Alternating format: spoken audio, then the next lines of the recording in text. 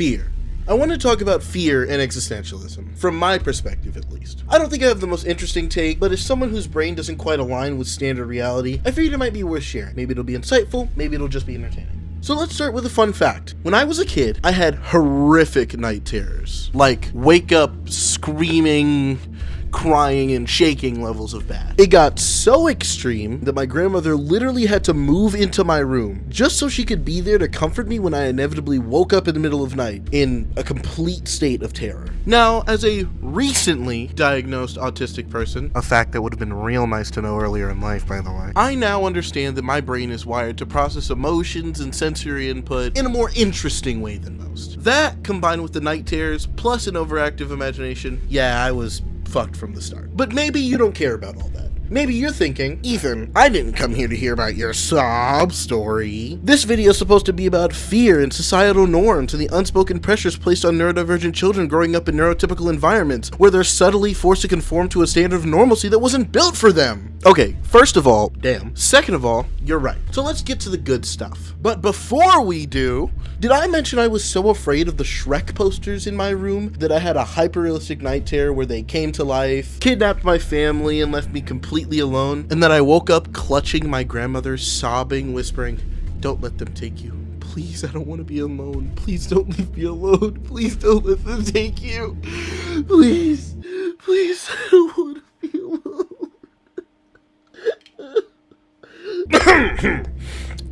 Sorry.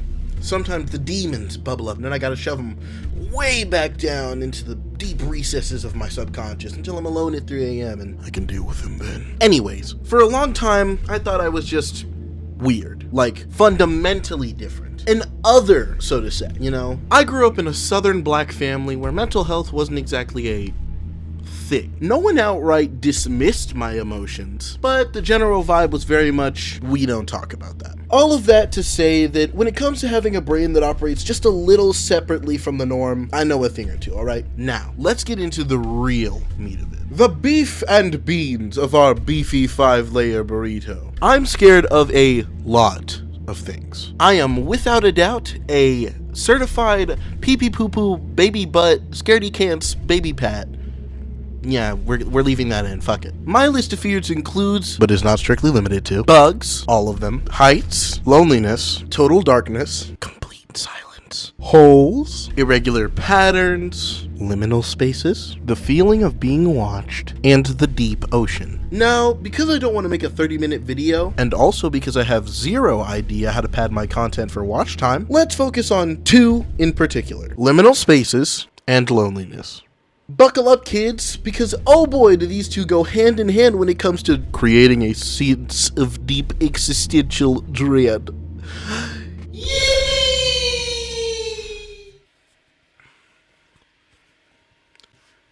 So much of what we know lives just below the surface.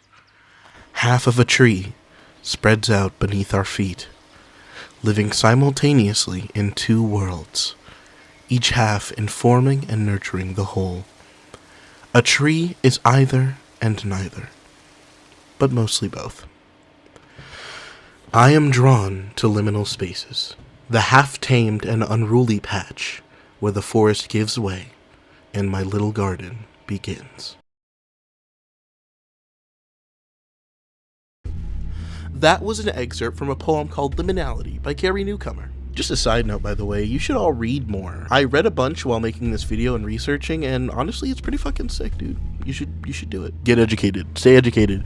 Be educated. Become educated. The idea behind it is that liminality, the space between things, is where we find presence and prescience, peace in the moment, transience as a natural, beautiful state. And while I can intellectually appreciate that sentiment, my gut reaction to that strange feeling, that in-between, that liminality, yeah, absolutely fucking not. I'm not dealing with that shit. Nope. But if we really want to talk about why liminality unsettles me in the way that it does, we have to go back to a painful memory, to those lone nights, the night terrors.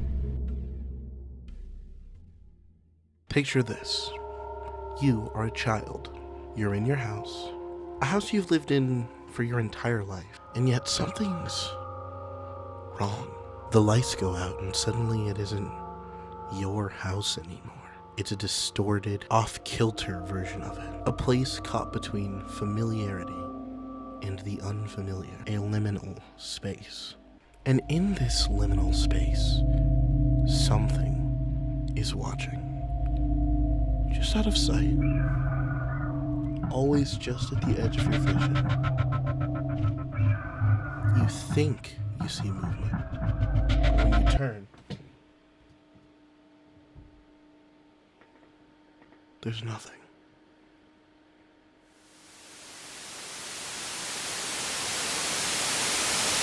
And yet, despite that overwhelming, suffocating sense that something is encroaching on you, you are being surrounded, you somehow feel completely and utterly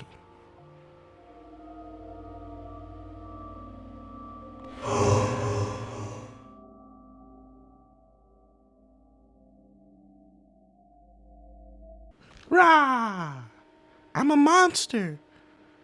I scared you, didn't I? I'm gonna eat you. Rah! Rah!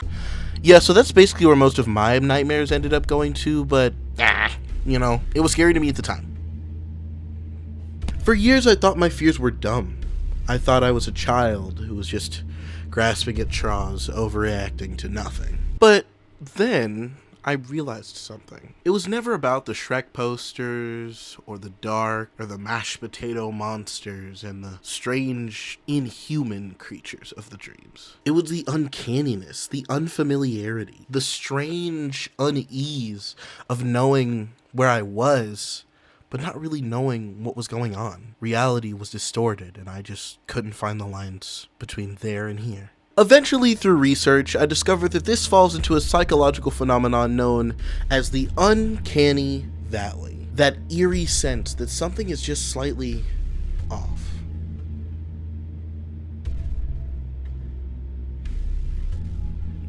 More specifically, it falls into two distinct categories that kind of blend together to create that feeling. Those, of course, being Kenophobia, the fear of empty, unfamiliar yet familiar spaces, places like abandoned malls, dim parking garages, or old childhood bedrooms that don't really feel like they're yours anymore. And automatonophobia, the fear of human-like figures that aren't quite human. Things like mannequins, dolls, animatronics, Shrek posters that stare directly into your soul and haunt your dreams for years to come and make you think that you're fucking crazy because you were afraid of Shrek as a child. When you combine these two things with our brain's natural tendency to find patterns where none exist, see pareidolia, which is finding faces and non-facial patterns, and boom! You've got yourself a homemade batch of existential dread for a child, fresh out of the oven, homegrown, and hand-baked. Now, all of this is to say that fear is an irrational response steeped in the rational, a human emotion that stems back to the earliest days of civilization, where if you weren't afraid, frankly, you were, dead. Now, this next part, it's mostly my opinion. It's not very scientific, but hey, it's my video, my opinion. You've made it this far, you gotta hear the rest of it. I've never felt like I fit in anywhere. Not in a cool way, or not in an edgy way, and not in an angsty way, but truthfully, I've just never felt like I belonged. Even in places of comfort, I felt alone. Even at a table surrounded by friends and family, I felt like my consciousness, my personal experience of it was completely singular. Teetering at the edge of belonging and not belonging. Desperately clawing my way out of the abyss of loneliness. Working to build relationships, to be loved, to be liked, only to feel deep down that no matter how hard I tried, I would always be alone. And then something interesting happened. Somewhere in the vast desert of my own despair, searching for something easy, something I didn't have to fight for, I found it. People. People who didn't just accept me, but they loved me. Who saw my weird, my strange, my otherness, and appreciated and accepted it. And now, at the ripe age of 21,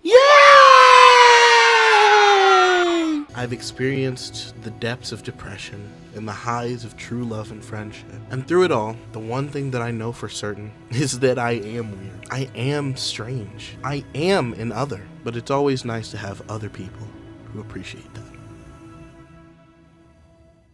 I wish peace and love to everyone watching, and I hope that you find people who help you through the darkest times. Remember, you can't spell evolve without love. I love you all. Peace.